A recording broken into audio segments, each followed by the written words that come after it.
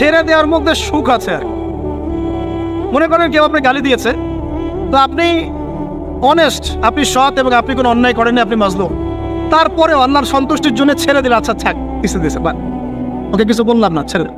এই ছেড়ে দেওয়ার মধ্যে যে এত সুখ, এটা আপনি বুঝতে পারতেন না। এই সুখটা উপলব্ধি করেছেন স্বয়ং রাসূল সাল্লাল্লাহু আলাইহি ওয়াসাল্লাম। মক্কা বিজয়ের দিন ওই যে বহু মানুষ এসে কি বলেছিল, ভয়ে কাঁপছে যে রাসূল সাল্লাল্লাহু আলাইহি ওয়াসাল্লাম তাদেরকে আবার মৃত্যুদণ্ড দেন কিনা, আছে না? আল্লাহ নবী বললেন যে লা তাসরিবা আলাইকুমুল ইয়াউমা, তোমাদের উপর আজকে আমার কোনো অভিযোগ নাই, ওয়া আনতুমুত তুলাকা, তোমরা মুক্ত, যাও, ছেড়ে দিল। এটা শান্তি। ইউসুফ আলাইহিস সালামের ভাইরা কুয়াতে ফেলে দিয়েছিল না, সেখান থেকে মিশরের বাজারে, সেখান থেকে রাজপ্রাসাদে, সেখান থেকে জেলখানায়, জেলখানা থেকে রাষ্ট্র ক্ষমতায়। কি লাইফ, ট্র্যাজেডি, লাইফের ট্র্যাজেডি দেখেছেন? এখন ইউসুফ আলাইহিস সালাম যখন শেষে ভাই থেকে চিনলেন, তিনি কি ভাইদের প্রতি প্রতিশোধ নিয়েছেন? বলেছেন যাও, মাফ করে দিলাম, ছেড়ে। এটাই শান্তি।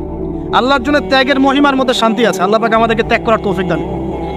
তাই বলে সব জায়গায় আবার ত্যাগ করা যাবে না, এটাও মাথায় রাখতে হবে। বুঝতে পারছেন না কথা? মনে করেন যে আপনার পরিবারে আপনার বোনকে কেউ টিস করেছে, না বুঝতে পারি, ছেড়ে দিব? যা বাবা, তুই টিস করেছিস, যা, দিলাম, ছেড়ে। দেখো, মনে করেন যে কারো সমাজের মধ্যে কাউকে ধর্ষণ করা হচ্ছে, না বুঝতে পারি, আর আমরা বলবো যে যাক, মানবতা দেখালাম, ছেড়ে দিলাম, ইসলাম তো মানবতা ধর্ম, যাও, ছেড়ে দিলাম, বললাম, বললাম হবে? সব জায়গায় ইসলাম মানবতা শেখায় নাই, কারণ কোনো কোনো জায়গায় মানবতা না শেখানোটাই ফরজ। একজন চোরের উপর আপনি কি মানবতা দেখাবেন? একজন ধর্ষকের উপর আপনি কি মানবতা দেখাবেন যে আরো ধর্ষণ কর বাবা, যা, উৎসাহ দিবেন? একজন খুনি, আপনি কি তাকে মানবতা দেখাবেন? তা ফাঁসি দিবেন? তো এই যে কিছু মানুষ এখন বলে ইসলাম মানে শান্তি, আর শান্তি মানে শান্তির সুবাতাস, বলছেন ওরা। ওই যে ইসলাম থেকে বদর, উহুদ, খন্দক, খায়বার সব কাট করে ফেলছেন। এগুলো ইসলামে নাই। ইসলামে শুধু আছে সালাম, সালাম, আফসুস সালাম, খালি সালাম দিবা আর তোমরা কি করবো, খাবার খাওয়াবা, ব্যাস। আর ইসলামের যে আরো বড় বড় বিধানগুলো আছে, এগুলো পাশ কাটিয়ে এড়িয়ে যাবে। ইসলাম তো শান্তির ধর্ম। আর বাবা, শান্তি মানে কি? শান্তি মানে আল্লাহর বিধানগুলো মেনে নিয়ে আল্লাহর সামনে আত্মসমর্পণের মধ্য দিয়ে শান্তি অর্জন কর। এই হলো ইসলামের ডেফিনেশন। আল্লাহ পাক আমাদেরকে পূর্ণাঙ্গতা বোঝার তৌফিক দান করুন, আমিন। হ্যাঁ, যেটা বলছিলাম প্রিয় ভাইরা, অন্যের কষ্ট উপলব্ধি করে আমরা সারা বছর অন্যের স্বার্থকে অগ্রাধিকার দিব ইনশাআল্লাহ। যদি আমাদেরকে কেউ কষ্টও দেয়, আল্লাহর ওয়াস্তে মাফ করে দিবেন, তবে যেখানে মাফের কোনো সুযোগ নেই সেখানে মাফ করতে যায়। আল্লাহ পাক বোঝার তৌফিক দেন। 4, রমাদান দিয়ে গেছে গরিবের কষ্ট উপলব্ধি করার মানসিকতা। যখন না খেয়েছিলাম তখন গরিবের কষ্ট বুঝি নাই। না খেয়ে থাকলে কেমন লাগে, পানি না পান করতে পারলে কেমন লাগে। হ্যাঁ, এটা আল্লাহ পাক কেন দিয়েছেন? যাতে করে আমরা সমাজের এই দুস্থ মানুষগুলোর কষ্ট বুঝতে পারি। আল্লাহ পাক সারা বছর আমাদেরকে গরিবের সেবা করার তৌফিক দান করুন। আর এখন গরিবের রক্ত খুব চুষে খাওয়া হয়, তাই না ভাই? গরিবের রক্ত চোষা একটা সমাজ চলতেছে, আর রক্ত চোষা একটা অর্থনীতি চলতেছে। এই অর্থনীতির জনক বাংলার মাটিতে না, এই অর্থনীতির জনক পশ্চিমের। এটা সারা বিশ্বে ফর্ম করা হয়েছে। এর মধ্য দিয়ে গরিবের রক্তকারী চুষতে থাকবে। কারা চুষবে? পুঁজিবাদীরা। কারা চুষবে? এটা আবার কি? কোনো ওয়াজে তো শুনি নাই পুঁজিবাদ আবার কি জিনিস। এটাকে ক্যাপিটালিজম বলে, পুঁজিবাদ। মানে সমাজের একটা অংশের মানুষের কাছে ধন সম্পদ কক্ষীভূত হবে, বাকিরা আস্তে আস্তে গরিব হতে থাকবে দিন দিন। এটা হচ্ছে কিনা? সমাজে এই স্তরবিন্যাসটা বাড়ছে কিনা? এই তো ঢাকা শহরে গিয়ে দেখেন না, বড় বড় কিছু জায়গা, গুলশান, বনানী, বাড়িধারা, এই বসুন্ধরা, দেখবেন খালি টলেস্ট বিল্ডিং, প্রতিযোগিতা। আর একটা বড় অংশ দেখবেন খালি বস্তি আর বস্তি। এই যে দেখছেন তারতম্য, দেখছেন? এটা সারা বিশ্বে হচ্ছে সুদের কারণে। কিসের কারণে ভাই? 1 নম্বর সুদের কারণে, 2 নম্বর দুর্নীতির কারণে, 3 নম্বর হচ্ছে এই যে বোগাস একটা মনিটরি সিস্টেম চলছে এর কারণে। এটা বোঝেন খুব ভালোই যে কি দিতে হবে? খাদ্যদ্রব্য দিতে হবে, দিরহাম দেওয়া যাবে না, ফেতরা, তাই না ভাই? এটা তো খুব ভালোই বোঝেন। তো নবী সাল্লাল্লাহু আলাইহি ওয়াসাল্লাম যে গোল্ড দিনার আর সিলভার দিরহাম ইউজ করতেন, আপনি আর কাগজের টাকা ইউজ করেন কেন? বলেন এখন কথা বলেন। এটা তো খুব ভালোই বুঝলেন যে খাদ্যদ্রব্য দিয়ে ফেতরা দিব। খাদ্য দিয়েছেন নবী, খাদ্যই দিব। চাল দিয়েছেন, চাল। খেজুর, কিসমিস। তাহলে নবী তো দিনার আর দিরহাম ইউজ করেছেন, তা আপনি এখন কাগজের টাকা ইউজ করেন কেন? আমি যে 5-10 বছর আগে বলছিলাম যে এই সিস্টেমটার মধ্যে সমস্যা আছে, তখন তো খারেজি মানলেন ফতোয়া। এখন এতটুকু বুদ্ধি মাথায় আসে না? দিনার দিরহাম এটাই ইসলামিক কারেন্সি। আমরা যেগুলো চালাচ্ছি এগুলো ইসলামিক কারেন্সি নয়, কিন্তু পুরো বৈশ্বিক প্রেক্ষাপটে আমরা মানতে বাধ্য হচ্ছি। ইসলামিক খেলাফত, ইসলামিক পলিটিক্যাল ভিউ, কিন্তু সারা বিশ্বে খেলাফত নাই, আমরা মানতে বাধ্য হচ্ছি। ডেমোক্রেসি, সেকুলারিজম মানতে বাধ্য হচ্ছি। এটা বাধ্য হয়ে আমরা করছি। কিন্তু তাই বলে তো ইসলামিক জিনিস আর অন ইসলামিক জিনিস একাকার হয়ে যায় নাই, হয়ে গেছে। পর্দা, শরিয়া পর্দা পুরো উপর থেকে প্রতিষ্ঠা নাই, অনেকেই বেপর্দায় চলছে। আমরা তো বেপর্দা সমাজে চলতে বাধ্য হচ্ছে না? হচ্ছে কি না? এটা বাধ্য হয়ে আমরা করছি, কিন্তু কেউ কি মেনে নিয়েছে এটা? এই ইন্টেলেকচুয়াল ল্যাকিংসের কারণেই তো আজকে এই অবস্থা। প্রিয় ভাইরা, বোঝার চেষ্টা করেন গভীর থেকে।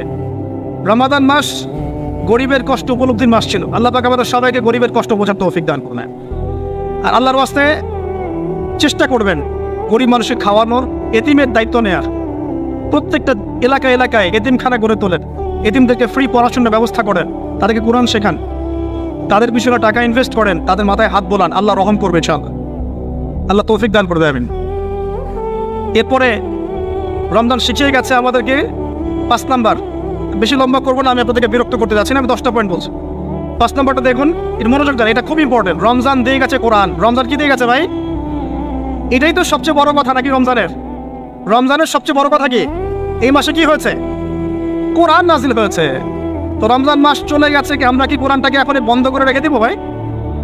রমাদান মাসে কারা কারা কোরআন খতম করেছেন হাত তোলেন দেখি। সুবহানাল্লাহ, মাত্রই কয়জন? রমাদান মাসে কোরআন খতম করেছেন কারা কারা? অন্তত একবার। আল্লাহু আকবার। আল্লাহ আমাদেরকে মাফ করুন, আমিন। আল্লাহ আমাদেরকে মাফ করুন। আমি খুবই হতাশ হলাম। রমাদান মাসে কোরআন অন্তত একটা বার তো খতম করা উচিত ছিল নাকি ভাই? আচ্ছা, রমজানের সম রাখেন কেন জানেন? রমজান মাসে কোরআন নাজিল হয়েছে, এটা রমজানের সম্মান। আল্লাহ পাক বলেন নাই শাহরু রমাদান আল্লাযী উনজিলা ফীহিল কোরআন? আল্লাহ পাক বলেন নাই রমজান সেই মাস যেই মাসে কোরআন নাজিল হয়েছে? ইন্না আনজালনাহু ফী লাইলাতিল কদর, কদরের রাতে আমি কোরআন নাজিল করেছি। তাহলে রমাদান মাসে কোরআন পেয়েও যারা কোরআন পড়লো না, বুঝলো না, খতম করলো না, আমি তাদের জন্য আফসোস ছাড়া কিচ্ছু করতে পারছি না। আচ্ছা যাই হোক, যা করেছেন করেছেন, তওবা করা যাবে তো ইনশাআল্লাহ? আমার সাথে বলেন আস্তাগফিরুল্লাহ আল্লাযী লা ইলাহা ইল্লা হুয়াল হাইয়ুল কাইয়্যুম ওয়া আতুবু ইলাইহি।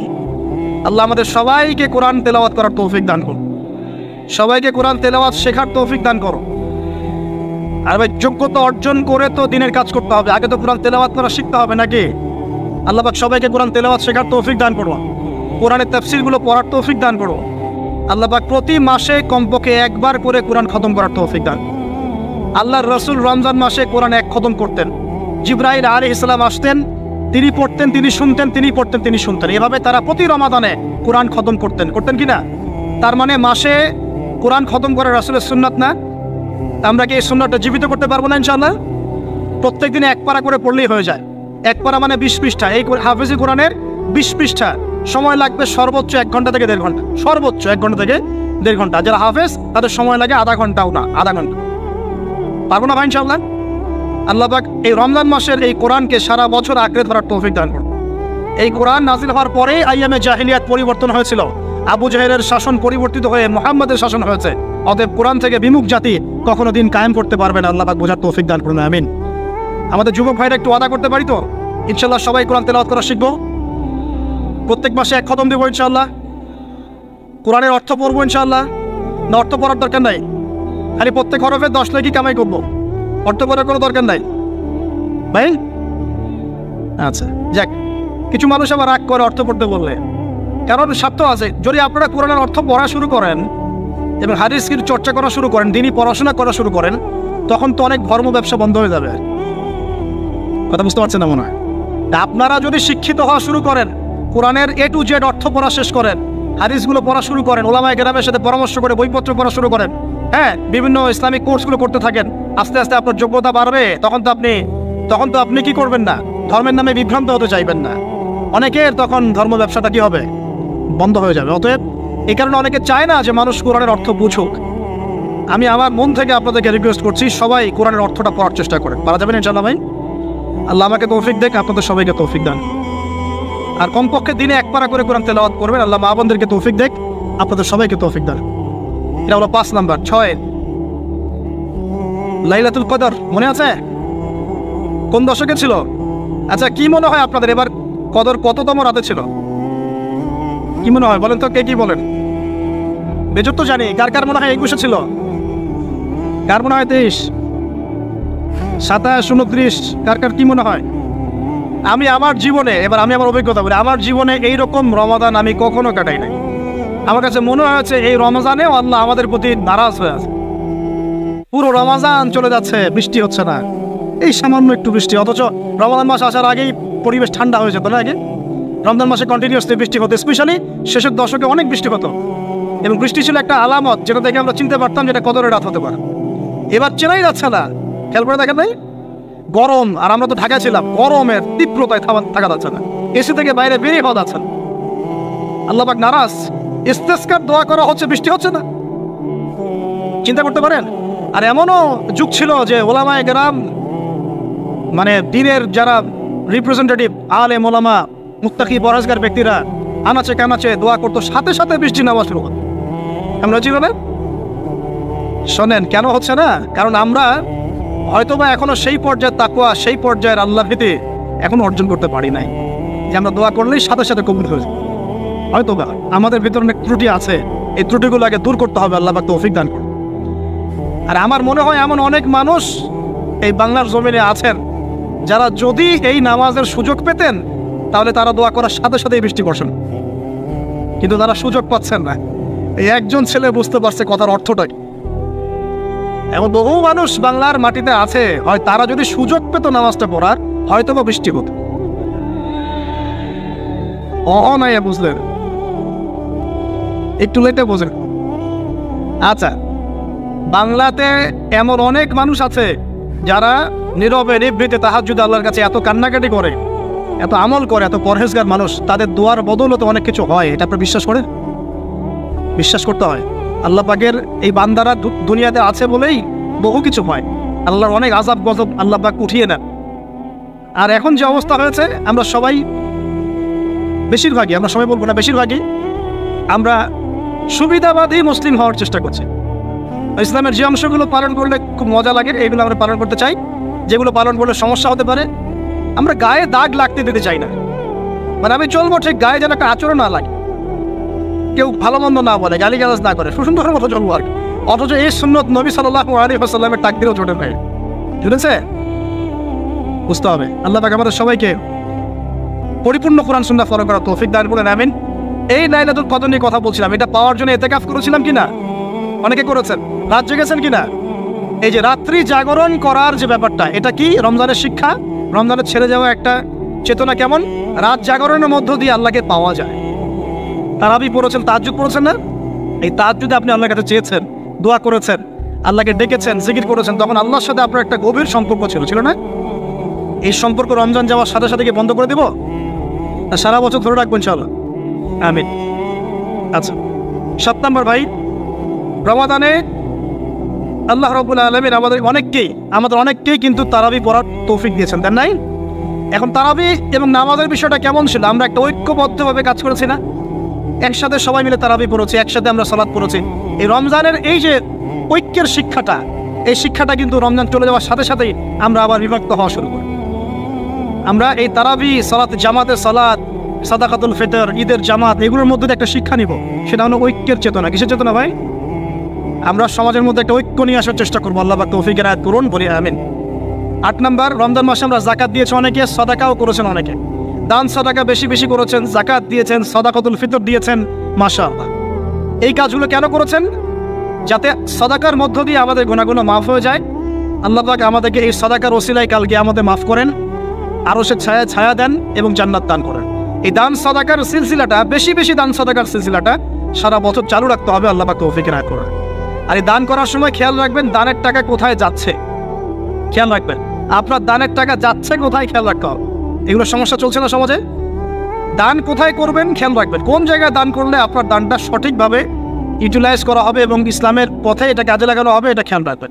আপনার দানটা সঠিকভাবে ব্যয় হচ্ছে কিনা। এই জন্য আমি পরামর্শ দিই, আগে আপনি আপনার আত্মীয়দের হক আদায় করেন, গরিব আত্মীয় স্বজনকে বেশি বেশি দান করার চেষ্টা করেন, তাদেরকে যাকাত দেওয়ার চেষ্টা করেন। এরপর ফি সাবিলিল্লাহ, দিনের কাজগুলো যেগুলো হয়, দিনের মসজিদ, দিনের মাদ্রাসা, দিনী মেহনত, দিনী অ্যাসোসিয়েশন, দিনী কোনো প্রজেক্ট, এইগুলোতে আপনি বেশি বেশি দান খয়রাত করার চেষ্টা করেন।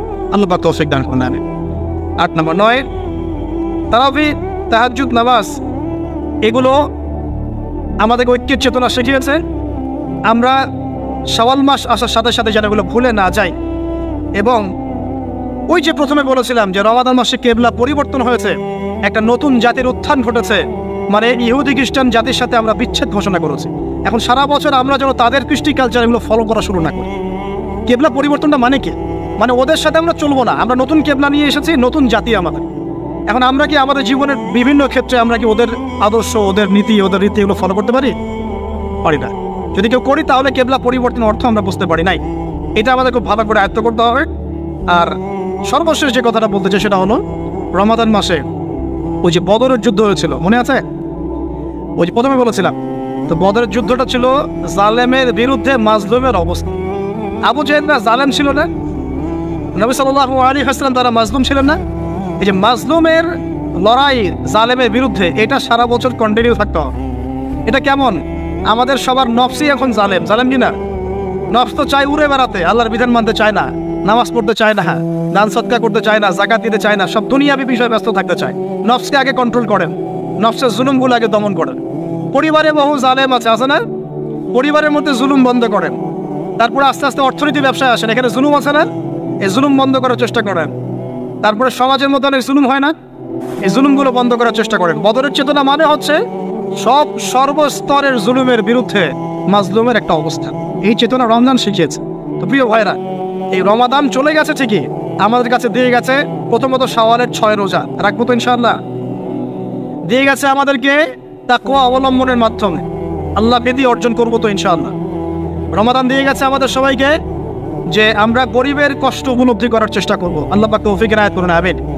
4 নম্বর রমজান দিয়ে গেছে আল্লাহর জন্য ত্যাগের একটা মহিমা। আমরা আল্লাহ পাকের জন্য জীবনের সর্বস্তরে ত্যাগ স্বীকার করার মানসিকতা লালন করবো ইনশাআল্লাহ। তো এই যে ঘুমটা আপনি ঘুমাচ্ছেন, ইনশাআল্লাহ আপনার ঘুমটা কি হচ্ছে? ইবাদত হচ্ছে না? আলহামদুলিল্লাহ। আলেম যারা, তাদের ঘুমও ইবাদত। যারা যে মুসলিম, মুমিন, মুত্তাকি, আলেম, তাদের ঘুমগুলো কি ইবাদত। এখন ঘুমান শেষ, ঘুমের মধ্যে যদি দুঃস্বপ্ন দেখেন তাহলে আপনি বাম দিকে 3 বার থুতু ফেলবেন, ফেলে আউযু বিল্লাহি মিনাশ শাইতানির রাজিম পড়বেন, পরে পাশ পরিবর্তন করে আবার ঘুমাবেন। এটা হয় না ঘুমের মধ্যে অনেক সময়? অনেকে বোবা ধরে, শ্বাস নিতে পারে না। এগুলো এই জন্যই হয় কারণ তারা ঘুমানোর আগের জিকির আজকারগুলো করেন। নিয়মিত করলে এগুলো সমস্যা ইনশাল্লাহ হবে না। আপনি নিজের ভালো নিজেই বোঝেন, হুজুরের কাছে দৌড়ানোর দরকার নাই এত বেশি। নিজের বাচ্চাকে এত দৌড়ানো, এই কবিরাজ, ওই কবিরাজ, ওইখানে তাবিজ, এত তো দরকার নাই। তো নিজের আমল নিজে করেন, দেখবেন আপনি আল্লাহ পাকের পক্ষ থেকে নিরাপত্তার মধ্যে আছেন ইনশাআল্লাহ। আল্লাহ তৌফিক দান করুন। এরপরে ঘুম থেকে উঠলেন, চেষ্টা করবো আমরা ঘুম থেকে ওঠার কয়টার সময়? 5টায় যদি ফজরের নামাজ হয় বা 4:30টায় যদি ফজরের নামাজ হয়, মিনিমাম 4টায় উঠতে হবে। কয়টায়? 4টায়। এই জন্য যদি অ্যালার্ম দেন করিতে, অ্যালার্ম দিবেন প্রত্যেক 1.5 ঘন্টা পর পর। মনে করেন যে আপনি 1.5 ঘন্টা ঘুমাতে যাচ্ছেন, তাহলে 1.5 ঘন্টা পরে অ্যালার্ম সেট করবেন, অথবা 3 ঘন্টা পর, অথবা 4.5 ঘন্টা, অথবা 6 ঘন্টা। মানে 1.5 ঘন্টার গণিতক দিয়ে আপনি অ্যালার্ম সেট করবেন, দেখবেন উঠতে পারবেন খুবই ইজিলি। এতে 1.5 ঘন্টায় আপনার ঘুমের সার্কেলটা পূর্ণ হয়। একটা ঘুমের সার্কেল পূর্ণ হতে আমাদের মাথায় তো রেস্টের দরকার আছে, এটা পূর্ণ হতে 1.5 ঘন্টার মতো সময় লেগে যায়। তো এটা একটা ট্রিক বললাম আপনাদেরকে, আপনি করতে পারেন, উপকৃত হবেন ইনশাআল্লাহ। তো ফজরের নামাজের মিনিমাম আধা ঘন্টা আগে আমাদের ওঠার অভ্যাস করতে হবে। এই যে ঘুমটা ভাঙলো, ভাঙার সাথে সাথে কি করবো? ভাঙার সাথে সাথে আল্লাহ শুকরিয়া, আলহামদুলিল্লাহিল্লাযী আহইয়ানা বা'দা মা আমাতানা ওয়া ইলাইহিন নুশুর। ব্যাস, এই যে ইবাদত হয়ে গেল। এবার আপনি আরেকটা দোয়া পড়বেন, শিখে নেন। আপনি পড়বেন লা ইলাহা ইল্লাল্লাহ ওয়াহদাহু লা শারীকা লাহু লাহুল মুলকু ওয়া লাহুল হামদ ওয়া হুয়া আলা কুল্লি শাইইন কাদির সুবহানাল্লাহ আলহামদুলিল্লাহ ওয়া লা ইলাহা ইল্লাল্লাহ আল্লাহু আকবার লা হাওলা ওয়া লা কুওয়াতা ইল্লা বিল্লাহ আল্লাহুম্মা ইগফিরলি। এটা পড়ার পরে হাত তুলে দোয়া করেন, যা দোয়া করবেন তাই পাবেন ইনশাআল্লাহ। এটা জানতেন? জানতেন না? তো এই দোয়াটা হচ্ছে দোয়া কবুলের অস্ত্র। ঘুম থেকে ওঠার পর যদি এই দোয়াটা করে দোয়া করেন, ইনশাআল্লাহ দোয়া কবুল হয়ে যাবে ইনশাআল্লাহ। আমাদের জীবনে চাওয়া পাওয়ার কি অভাব আছে? প্রচুর চাওয়া পাওয়া। বৈধ চাওয়া পাওয়াগুলোকে পাওয়ার জন্য আল্লাহর সাথে সম্পর্ক করতে হয়, আর আল্লাহ পাকের সাথে সম্পর্কে কিছু ওসিলা মাধ্যম লাগে। এই দোয়াগুলো হলো মাধ্যম, আমলগুলো হচ্ছে মাধ্যম। তো আল্লাহ পাক যেমনটা বলেছেন, ফাযকুরুনি আযকুরকুম ওয়াশকুরুলি ওয়া লা তাকফুরুন, তোমরা আমাকে স্মরণ করো, আমিও তোমাদেরকে স্মরণ। আল্লাহ পাক তো এভাবে বলেছেন, যখন একজন মানুষ মনে মনে আমাকে ডাকে, আমিও মনে মনে ওকে স্মরণ করি। মনে করেন আপনি মনে মনে আল্লাহকে বলছেন, আল্লাহ আমি অসুস্থ, আমাকে শেফা দাও, বা আমার রিজিকের টেনশন আছে, আমার রিজিকের টেনশন দূর করে দাও, আল্লাহ আমাকে হেফাজত করো, আল্লাহ আমাকে দিনের জ্ঞান দাও, তোমার আনুগত্য করার তৌফিক দাও। যে মনে মনে আপনি আল্লাহকে ডাকছেন, নিঃসন্দেহে ওই মুহূর্তে আল্লাহ পাক আপনাকে স্মরণ করছে। 7 আসমান ভেদ করে আরশের উপর থেকে আল্লাহ পাক আপনাকে স্মরণ করছেন। আল্লাহ পাক বলছে যখন একজন মানুষ জনসমক্ষে আল্লাহকে স্মরণ করে, যেমন আমরা এখন করছি জনসমক্ষে সবার সামনে আল্লাহর কথা আলোচনা করছি, আল্লাহ পাক বলছেন আমিও তখন এর চেয়ে অনেক উত্তম জনসমাবেশে ওই বান্দাদের কথা স্মরণ করি। এই মুহূর্তে আল্লাহ পাক আমাদের কথা স্মরণ করছেন, আমাদের কোনো ফিলিংস আছে? আল্লাহ আমাদের কথা স্মরণ করছেন, ওই যে যুবক ছেলে বসে বসে ফোন টিপছে, কোনো ফিলিংস আছে? মানে মনস্তাত্ত্বিকভাবে অন্তরে যখন নূর থাকে না, পাপ করতে করতে যখন অন্তরটা কলুষিত হয়ে যায়, কোনো ফিলিংস কাজ করে না। এক খুন করবে, কোনো ফিলিংস নাই। সুদ খাচ্ছে, কোনো ফিলিংস নাই। জেনা করছে ডেইলি, কোনো ফিলিংস নাই। দেখবেন ঘুষ নিচ্ছে, দুর্নীতি করছে, মানুষের সম্পদ আত্মসাৎ করছে, যারা বলবেন ফিলিংসও নাই যে আমি একটা পাপ করছি। কখন এরকম হয় জানেন? যখন এক কথায় যখন মানুষ পাপ করতে করতে করতে করতে, এই যে কলব বলে একটা কথা আছে, এই কলবের উপরে কালো কুৎসিত একটা মরিচা পড়ে যায়, তখন আর ফিলিংস কাজ করে না। তো ফিলিংস কাজ করানোর বুদ্ধি কি? দুইটা বুদ্ধি আছে। এক, বেশি বেশি কোরআন তেলাওয়াত করা, তাহলে অন্তরের মরিচা দূর হয়ে যাবে ইনশাআল্লাহ। আর দুই হচ্ছে বেশি বেশি মৃত্যুর কথা স্মরণ করা, তাহলে মনের মধ্যে যে কালিমাগুলো আছে আস্তে আস্তে দূর হবে ইনশাআল্লাহ। মৃত্যুর কথা কে স্মরণ করে? এখন মানুষ চলাফেরা করে এমন ভাবে যে কোনোদিন মরবেই না। কে স্মরণ করে? যে টেবিলের তল দিয়ে ঘুষ নিচ্ছে স্মরণ করে মৌতের কথা? যে মেয়েটা বোরখা পরে যে ডেটিং করে বেড়াচ্ছে, জেনা করে বেড়াচ্ছে, ও কি মৃত্যুর কথা স্মরণ করে? যে ছেলেটা এখনকার যুব সমাজের বেশিরভাগই মাদকের সাথে সম্পৃক্ত, গার্লফ্রেন্ড বয়ফ্রেন্ড অ্যাফেয়ার্সে আছে, হ্যাঁ, টিকটক প্রজন্ম, আড্ডাবাজি করে সময় কাটায়, গুন্ডামি করে, মাস্তানি করে, এর মধ্যে কোনো ফিকির আছে? একজনকে বড় দায়িত্ব দেওয়া হয়েছে, সবার সম্পদ লুটপাট করে খাচ্ছে, এর মতের ফিকির আছে নাকি? এর মধ্যে ফেরাউনি চেতনা এসেছে, আয়না রব্বুকুম বলে আলা, আমি মহান রব, আমি তোমাদের মহান রব। ওদের মধ্যে ওই চেতনা কাজ করছে যে সূরা মুমিনুনে যেটা বলা আছে যে আমরা এখানেই জন্ম নেই, এখানেই মারা যায়, আমরা পুনরুত্থিত হব না। ইন হিয়া ইল্লা হায়াতুনা দুনিয়া নামুতু ওয়া নাহয়া ওয়া মা নাহনু বিমাবউসিন। আমরা এই দুনিয়াতেই বাঁচি, দুনিয়াতেই মরি, আমাদের কোনো পুনরুত্থানের কিছু নাই। এদের চেতনায় মরেন। কে ফিকির করে মত? অথচ আপনি দেখছেন যে প্রতিনিয়তই কোনো কারণ ছাড়াই মানুষ নাই, কোনো কারণ লাগে না। এখন তো কারণ ব্যাখ্যা করতে আমরা পছন্দ করি, এই কারণে ওইটা হয়েছে, ওই কারণে এটা হয়েছে। এটাকে বলে কার্যকারণ তত্ত্ব, দর্শনের ভাষায় কি বলে? কার্যকারণ তত্ত্ব। এটা আপনারা ফিলোসফি পড়লে বুঝবেন। আর প্রত্যেকটা কাজের পিছনে একটা কারণ থাকে, আমরা কারণটা সার্চ করি বেশি। এখন কারণ ছাড়াই মানুষ ডেড। এই যাচ্ছে, উপরে একটা সুন্দর করে বড় একটা পাথর ঝুলছে, সব পাস হয়ে যাচ্ছে ওখান থেকে। মানে রাস্তায় কাজ চলছে, উপরে আবার একটা ঝুলছেও, আর মানুষ আবার অন্য যাতায়াত করছে। তো যারা রাখছে ওদের ইন্টেলেকচুয়াল অবস্থা চিন্তা করেন, আর যারা আমরা উত্তল দিয়ে যাচ্ছি তারও অবস্থা চিন্তা করেন।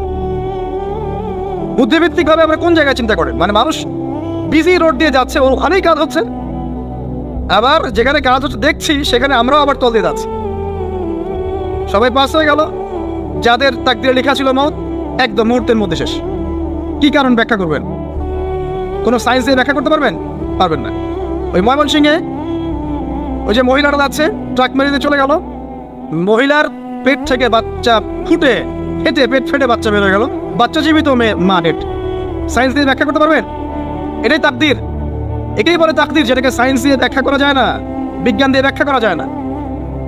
এরকম ঘটনা কত ঘটছে অহরহ। দুজন বসে আছে, হাজব্যান্ড ওয়াইফ, হাজব্যান্ডের যাওয়ার কথা, হাজব্যান্ড ওয়াইফের গাড়িতে বসছে, আর ওয়াইফ হাজব্যান্ডের গাড়ি ড্রাইভ করছে। আর এই হাজব্যান্ডের দুশ্মন যে ছিল, সে টার্গেট করেছিল যে ওই লোকটাকে গুলি করে মারবে রাস্তায়। যেহেতু ওয়াইফ হাজব্যান্ডের গাড়ি ড্রাইভ করছে, রাস্তায় ওয়াইফ ডেড, হাজব্যান্ড জীবিত। তাকদির। তো তাকদিরকে কি আপনি এই ভাগ্যটা কি আপনি সায়েন্স দিয়ে ব্যাখ্যা করতে পারবেন? সম্ভব? অহরহ এরকম মৌতের ঘটনা ঘটছে। তারপরেও দেখবেন যুবকদের এই বিলাসিতা, এই মানে আড্ডাবাজি, মেয়েদের পিছনে ঘোরা, এই যে মাদক সেবন করা, টিকটক করা, বুদ্ধি প্রতিবন্ধী প্রজন্মের মতো, এগুলো থামছে না। কোনো শিক্ষাই তারা নিতে যাচ্ছে না। বয়স হয়ে গেছে, অনেক বয়স, দেখবেন ওই যে চায়ের দোকানে বসে ক্যারাম খেলছে। বুড়া মানুষ, তার হায়াতের কতদিন বাকি আছে আল্লাহ ভালো জানেন। দেখবেন কোনো টেনশনই নাই, ক্যারাম বোর্ড খেলছে, লুডো খেলছে। দেখেন আর যে আপনাদের গ্রামাঞ্চলে যে চায়ের স্টলগুলো আছে, দেখবেন ওই যে টিভি ছেড়ে রেখে দিবে, ঘন্টার পর ঘন্টা টিভি চলছে, মানুষ চা খাবে 1 কাপ আর টিভি দেখবে 5 ঘন্টা। ওর যে হায়াতের কোনো মূল্যই তার কাছে নাই, যে আল্লাহ পাক তাকে একটা সময় দিয়ে পাঠিয়েছেন, কোনো ফিলিংসই নেই। অথচ মানুষ প্রতিদিন দিনে রাতে প্রত্যেক দিন মানুষ অহরহ মারা যাচ্ছে। যাদের ভিতরে মৌতের চিন্তা আছে তারা কিন্তু পাপ কম করলেও ফিরে আসে আল্লাহর দিকে, কারণ তাদের প্রতি মৌতের ফিকির আছে। আর যাদের মৃত্যুর কোনো চিন্তা নাই তারা এই রাজনীতি বলেন, অর্থনীতি বলেন, সমাজনীতি বলেন, আর এই পরিবার আর ধর্ম বলেন, সমস্ত ক্ষেত্রে পাপ করে বেড়াবে, কোনো ফিকির নেই। আল্লাহ পাক আমাদেরকে মৌতের ফিকির করার তৌফিক দান করুন এবং পরকালের জীবনটাকে আসল জেনে দুনিয়ার কাজগুলো করার তৌফিক আল্লাহ পাক দান। আসেন, তো এবার আপনি শুকরিয়া আদায় করছেন, আলহামদুলিল্লাহ ইন্নাদি আহিয়ানা বা'দা মা আমাতানা ওয়া ইলাইহিন নুশুর। আধা ঘন্টা আগে ঘুম থেকে উঠেছেন, এখন কি করবেন? বাথরুমে যাচ্ছেন। এই বাথরুম করাটাকে দুনিয়াবি কাজ না? এই কাজটা ইবাদত হবে যদি আমি ঢোকার সময় বাম পা দিয়ে ঢুকি আর বলি, কি বলি? আল্লাহুম্মা ইন্নী আউযু বিকা মিনাল খুবসি ওয়াল খাবাইস। এখন বাথরুম করতে আপনার 10 মিনিট লাগুক আর 15 মিনিট লাগুক আর 5 মিনিট লাগুক, এই পুরো সময়টা নেকি পাবে না। সুবহানাল্লাহ। আর কি চাই? বের হবো, এখন বের হওয়ার সময় কি বলবো? উফরানাকা, নেকি পাচ্ছেন। একটা দোয়া আছে, আলহামদুলিল্লাহ ইন্নাদি আযহাবা আনিল আযান ওয়া আফানি উফরানাকা। এবার আপনি ওযু করবেন। ওযুটা ধীরে স্থিরভাবে করবেন, তাড়াহুড়া করবেন না। ওযুর প্রত্যেকটা অঙ্গ প্রত্যঙ্গ 3 বার করে ধোয়ার চেষ্টা করবেন। শুধু মাথা মাসে হবে কয়বার? 1। ওযু করার পরে আপনি হাত তুলে আল্লাহর কাছে দোয়া করুন। ওই সময়টা কখন? রাত 4টা থেকে 4:30 বাজে, তাই না? তার মানে আল্লাহ রাব্বুল আলামিন এখন প্রথম আসমানে আছেন। কিভাবে আল্লাহ পাক আছেন সেটা আল্লাহর উপর ছেড়ে দেন, আমাদের এটা নিয়ে ব্যাখ্যা করার দরকার নাই, চিন্তাও করার দরকার নেই। আল্লাহ পাক বলেছেন আমি নেমে আসি, বাস নেমে আসি। এত বেশি বুদ্ধিজীবী হওয়ার দরকার নাই। খুব বেশি বুদ্ধিজীবী হয়ে গেলে আমার মানুষ খেয়ে হারিয়ে ফেলেন, অত দরকার নাই। শুনেছি, মেরেছি, ব্যাস যথেষ্ট। আল্লাহ পাক নেমে আসেন, কি বলেন? আল্লাহ বলেন যে কেউ কি আছো আমার কাছে কিছু চাইবে, আমি দিব। কেউ কি আছো যে আমাকে ডাকবে, আমি তোমার ডাকে সাড়া দেবো। কেউ কি আছো আমার কাছে কোনো কিছু দোয়া করবে, হ্যাঁ হাজত আছে, আমি পূরণ করে দেবো। এভাবে আল্লাহ পাক ফজর পর্যন্ত বলতেই থাকেন। বলেন তো আমাদের কোনো ফিকির আছে? আমরা সবাই ঘুমাই কয়টা? 1টায় না 2টায় না 3টায় ম্যাক্সিমাম এখনকার। আমি যে বিষয়টা নিয়ে কথা বলছি এটা খুবই কঠিন। 9টা থেকে 10টার মধ্যে বা 11টার মধ্যে ঘুমাতে হবে, এটা খুবই কঠিন বিষয় এখনকার জেনারেশনের কাছে। এর জন্য প্রথম যে কাজটা সেটা হলো রাত্রেবেলা স্মার্টফোন আর চালানো যাবে। এসার নামাজ শেষ, ফোন একদম ডয়ারে লক করে রাখতে, কিছু করার নাই। এটা না করতে পারলে আপনি ঘুমাতে পারবেনই না। এবং এরপর দিনে আসছি, তখন বলছি দিনে কিছু কাজ আছে, দিনের কাজগুলো যদি আমরা ঠিকঠাক মতো করি তাহলে রাতে তাড়াতাড়ি ঘুম আসবে ইনশাআল্লাহ। যদি না করি তাহলে ঘুম আসবে না। তো শেষ রাতে আল্লাহ পাক আসমানে নেমে আসেন, প্রথম আসমানে, এবং এই আহ্বান করতে থাকেন। তাই ওই সময় ওযু করার পরেই আপনি হাত তুলে আল্লাহর কাছে দোয়া করা শুরু করেন। আপনার যত চাওয়া পাওয়া আছে আল্লাহর কাছে ঢেলে দেন, ইনশাআল্লাহ আল্লাহ রাব্বুল আলামিন আপনাকে খালি হাতে ফেরাবেন না ইনশাআল্লাহ। আল্লাহ পাক তো এমন করে বলেছেন যে কেউ হাত তুলেছে আল্লাহর কাছে আর আল্লাহ পাক সেটাকে খালি ফিরিয়ে দিবেন, এটাতে আল্লাহ লজ্জা বোধ হয়। কথা বুঝতে পারছেন? আমাদের যাদের অনেক সম্পদ আছে বা সামর্থ্য আছে এবং মন আছে বড়, তাদের কাছে যখন কেউ সাহায্য চায় আপনার খালি ফিরাইতে লজ্জা লাগে না? আপনার মনে হয় না যে চাইলো এত করে কিভাবে না করে ফিরাই? আছে না এমন মানুষ? আছে না? আসলে দান সৎকা করার জন্য সম্পদ লাগে না, দান সৎকা করার জন্য মন লাগে। কি লাগে? মন লাগে। দেখবেন অনেক কোটি আল্লাহ আছে মানুষ দান সৎকা করতে পারে না, জাকাতই তো দেয় না, দান সৎকা করবে সে। বাংলাদেশে যত কোটিপতিগুলো আছে সবার থেকে জাকাত নেওয়া শুরু করলে এদেশে কোনো দারিদ্রতা বলে কিছু থাকবে না ইনশাআল্লাহ, থাকবেই না। এটাই বাস্তব। কে উদ্ধার করবে সেই টাকা? ইমাম মাহাদি আসলে করবে ইনশাআল্লাহ, ঈসা ইবনে মারিয়াম আসলে করবে ইনশাআল্লাহ। তখন কে জাকাত না দিয়ে পার পায় তাই দেখা যাবে। একটা ব্যক্তি পাওয়া যাবে না জাকাত না দিয়ে পার পায়। অবশ্য তখন এমন একটা যুগ আসবে যে মানুষ জাকাতের টাকা নিয়ে ঘুরবে, কিন্তু নেওয়ার মতো মানুষ নাই, সবাই সচ্ছল। আল্লাহ পাক সেই সুদিন ফিরায় আনুক, আমিন। এটা বলছিলাম যে সৎকা করার জন্য মন লাগে, আবার টাকা লাগে না। এখন আসেন, কেউ যদি আমাদের কাছে এভাবে চায় আমরা খালি ফিরাতে লজ্জাবোধ করি। আল্লাহ পাক বলছেন যে আমার কাছে যখন বান্দা কিছু চায় তার হাতটাকে আমি খালি ফিরাই দেবো, এটাতে আমি লজ্জাবোধ করি। দোয়া করলে কয়েকটা বিষয় একটা হবেই, হয় আপনি সাথে সাথে সেটা পাবেন, না হলে একটু দেরিতে পাবেন, না হলে আল্লাহ পাক সেটা জমা করে রাখবেন পরকালের জন্য। পরকালে যখন আপনি দাঁড়াবেন আল্লাহর সামনে, আল্লাহ বলবেন দুনিয়াতে তুমি এই বিষয়গুলো চেয়েছিলে, আমি দুনিয়াতে দেই নাই, পরকালে তোমার জন্য সঞ্চিত রেখেছি, এখন না। তখন মানুষ কি বলবো জানেন? আমরা বলবো যে আল্লাহ দুনিয়াতে কিছুই যদি না পাইতাম আজকেই সব দিত, তাহলেই। তো বেশি বেশি দোয়া করার অভ্যাস তৈরি করেন, বেশি বেশি দোয়া করেন। দোয়াই ইবাদত, আর দোয়া বলে ইবাদত, দোয়াই ইবাদত। দোয়া করতে থাকেন, ইনশাআল্লাহ দেখবেন আল্লাহর সাথে আপনার সম্পর্ক গাঢ় হবে। যার সাথে আল্লাহর সম্পর্ক যত বেশি গাঢ় হবে ইনশাআল্লাহ সে তত বেশি পরকালের বাসিন্দা হবে, দুনিয়ার বাসিন্দা কম হবে। আল্লাহ পাকে নূর এবং মারিফত অর্জন করতে পারবে ইনশাআল্লাহ তাআলা। এবারে আমরা কি করব? এবার মিনিমাম 2 রাকাত নামাজ পড়ার চেষ্টা করেন। রাতের সালাত 2 রাকাত করে আপনি 2, 4, 6, 8, 10, 12, 20 পড়তেই থাকতে পারেন, কোনো সমস্যা নেই। কিন্তু মিনিমাম 2 রাকাত নামাজ তাহাজ্জুদ আপনি পড়ার চেষ্টা করেন। পড়া যাবে না? আর নামাজটাকে তাড়াহুড়া করবেন না, কাইন্ডলি আল্লাহর ওয়াস্তে তাড়াহুড়া করুন। রিল্যাক্সে কিরাত করেন, রুকুতে সময় দেন, সেজদায় সময় দেন, 2 সেজদার মাঝখানে সময় দেন, শেষ বৈঠকে দোয়াগুলো করেন, তারপর ধীরে স্থিরভাবে সালাম ফিরান, হাত তুলে দোয়া করেন, সময় দেন। কারণ আমি কি বলছি, সূরা যারিয়াতে 56 নম্বর আয়াতে আল্লাহ পাক বলেছেন দুনিয়াতে পাঠিয়েছি শুধু আল্লাহর ইবাদত করার জন্য। তো যে কারণে এসেছি এটাতে এত তাড়া কিসের? অনেক মসজিদে নামাজ পড়লে মনে হয় ইমাম সাহেবকে বলি যে আপনার কি পেশাব পায়খানার চাপ নিয়ে নামাজ পড়ান? এমন অনেক মসজিদে নামাজ পড়েছি, মনে হয় ইমাম সাহেবকে ডেকে একটু কানে কানে বলি যে ভাই আপনার কি পেশাব পায়খানার চাপ আছে?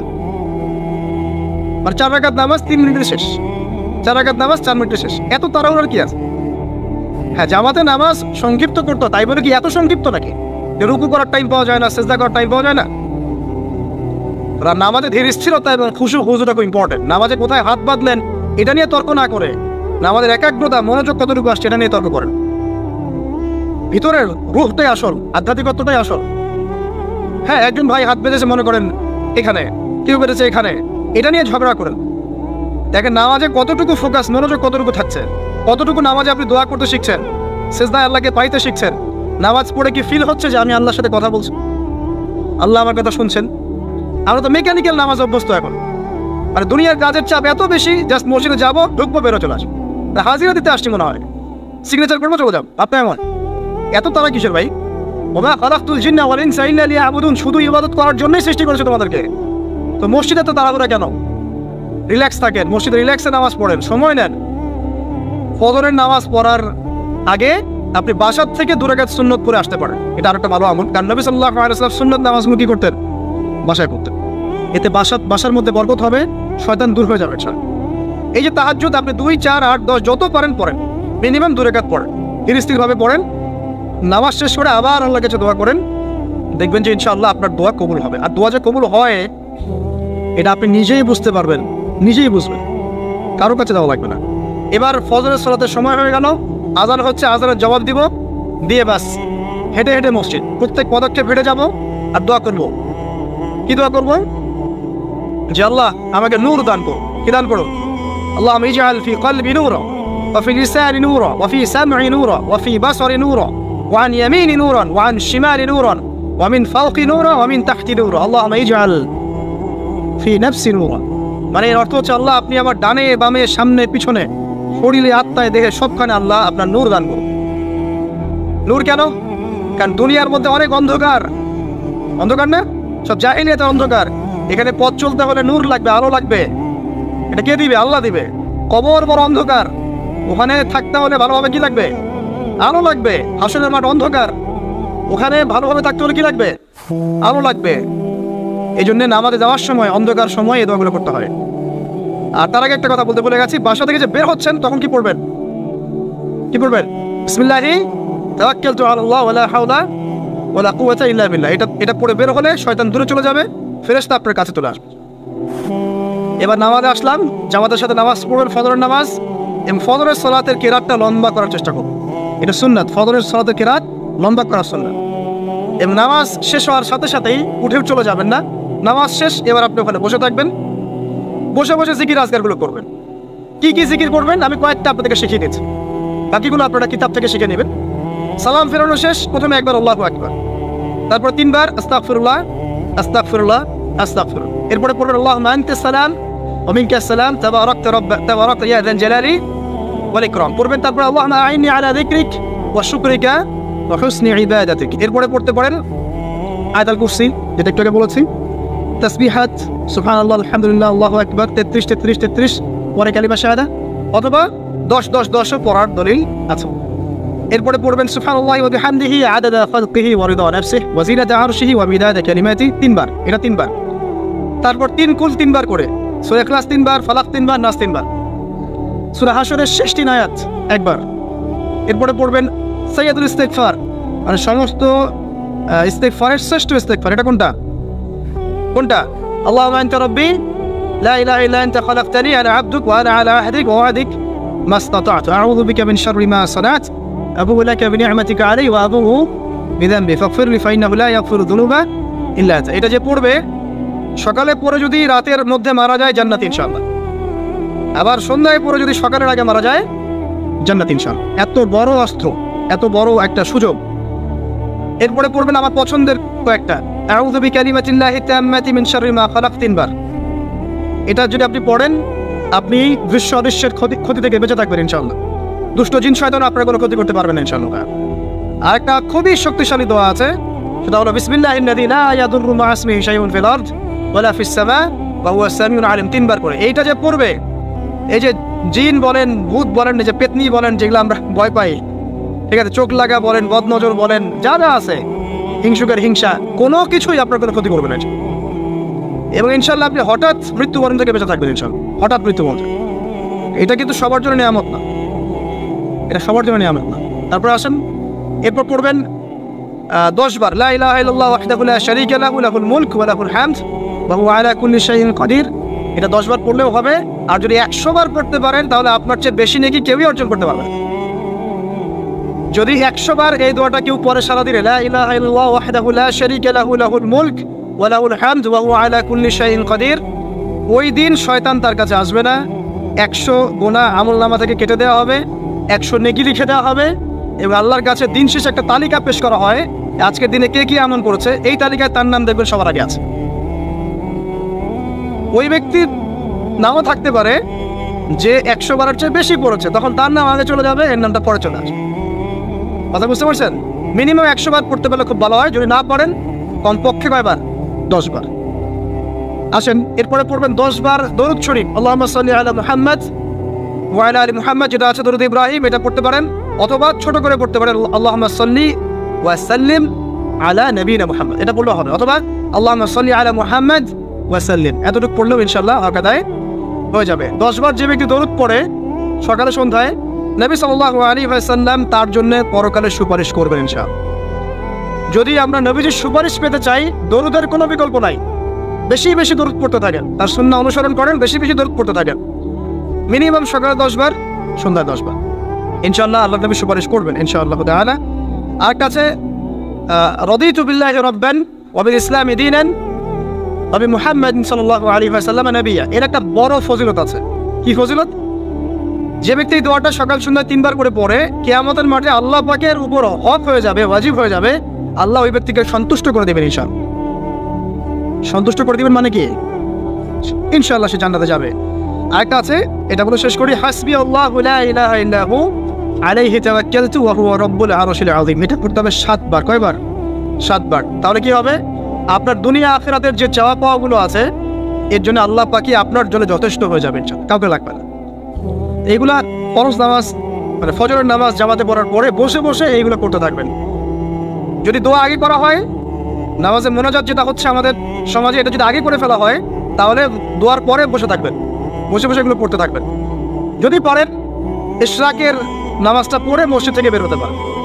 ইশরাকের নামাজ মানে ফজরের সূর্য উঠে যাওয়ার পরে 2 রাকাত নফল পড়ে যে ব্যক্তি যাবে বাসায়, মানে প্রথমে ফজরের নামাজ জামাতে পড়েছে, জিকির আজকার করেছে, ইশরাকের সময় হয়েছে, নামাজ পড়ে বের হলো, এই ব্যক্তির আমলনামায় একটা কবুল হজের নেকি দেওয়া হবে, একটা কবুল উমরার নেকি দেওয়া হবে। এগুলো খুবই সহজে আমল করা যায়। এরপরে আপনি বাসায় ফিরে গিয়ে বা মসজিদেই কোরআন তেলাওয়াত করবেন।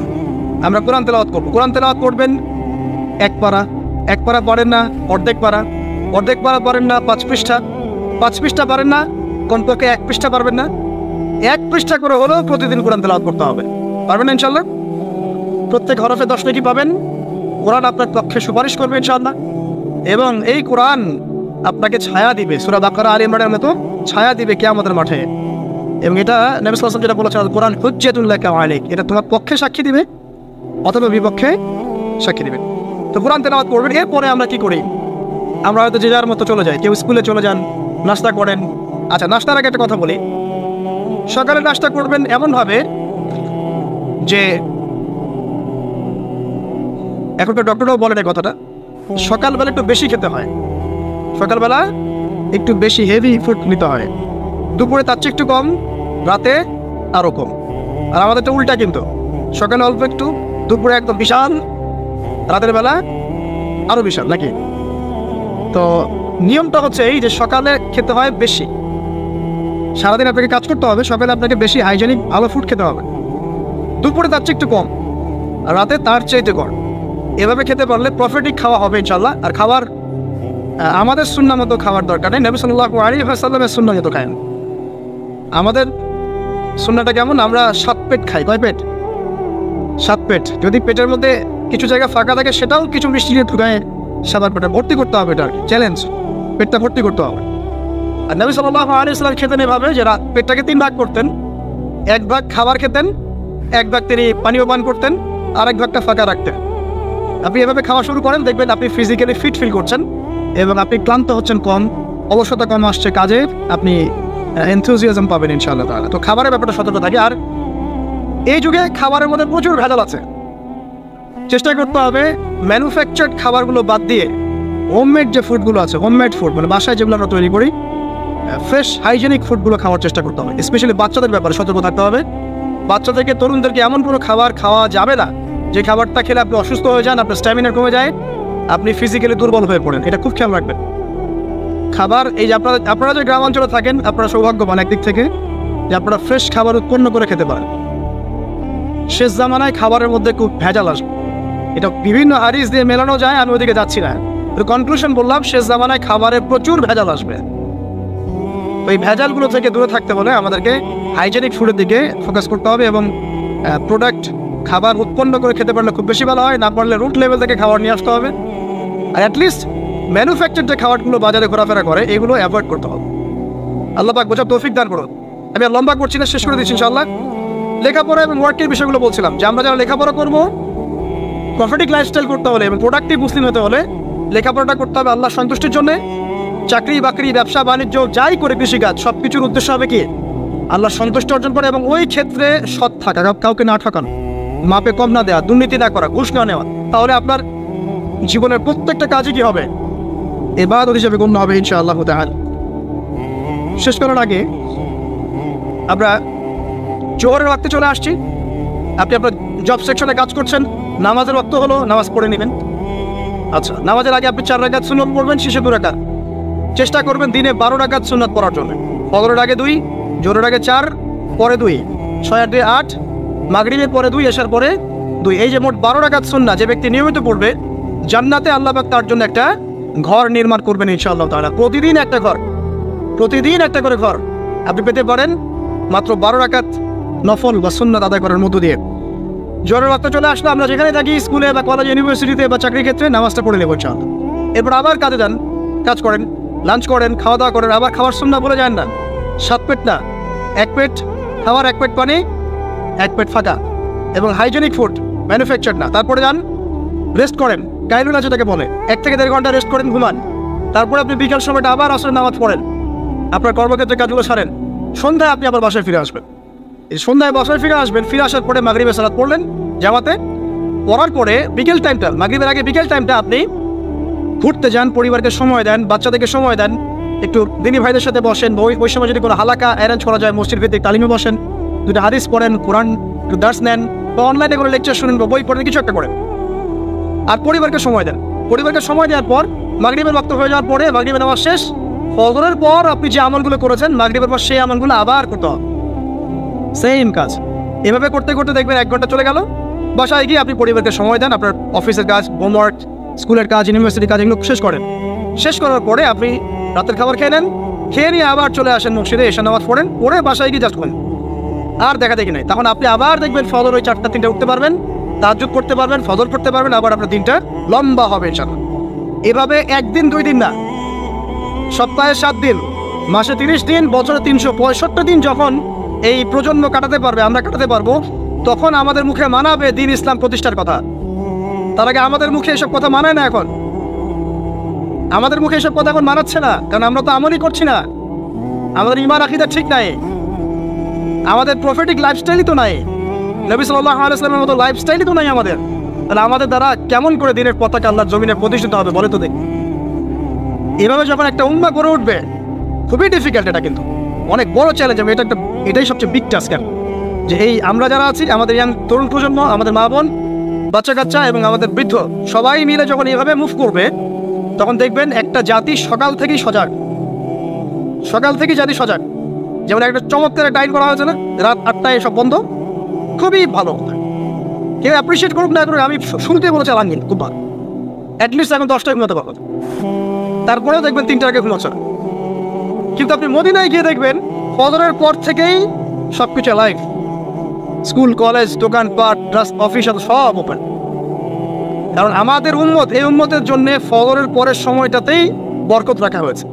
যে সময়টা আমরা পাই না, আমাদের সকাল হয় 11টায়, আমাদের সকাল হয় 10টায়, কর্মক্ষেত্র শুরু হয় 10টায়, এই জন্য সকাল ওই যে 5টা থেকে 10টায় এই বরকতটা আমরা পাই না। এভাবে যদি আমরা নিয়মিত 24 ঘন্টা কাটাতে পারি, ওই যে আয়াতটা প্রথমে বলেছি, ওয়া খালাকতুল জিন্না ওয়াল ইনসা ইল্লা লিয়াবুদুন, আমি জিন এবং মানুষকে শুধুমাত্র আমার ইবাদত করার জন্যই সৃষ্টি করেছি। এই আয়াতটার হকাদায় হবে ইনশাআল্লাহ, ব্যক্তি জীবন সুন্দর হবে ইনশাআল্লাহ, আমাদের পরিবারগুলো সুন্দর হবে ইনশাআল্লাহ, আমাদের যুব সমাজ একটা গতি পাবে, হ্যাঁ, এবং তারা প্র্যাকটিক্যাল বাস্তব বিষয়গুলোকে নিয়ে ব্যস্ত থাকবে, অবাস্তব অনেক জিনিসগুলো পর্যন্ত ছুটবে না। আমাদের সমাজটা সুন্দর হবে ইনশাআল্লাহ। আস্তে আস্তে দেখবেন উম্মার একটা বড় অংশ ইনশাআল্লাহ আযজা ওয়া জাল আগামী দিনগুলোতে দিনকে এগিয়ে নেওয়ার জন্য এবং দিনকে আল্লাহর জমিনে প্রতিষ্ঠার জন্য শক্তি, মেধা, মেনন, তাদের এনথুজিয়াজম সব কিছু আল্লাহর সন্তুষ্টির জন্য ঢেলে দেওয়ার প্রয়াস পাবে ইনশাআল্লাহ।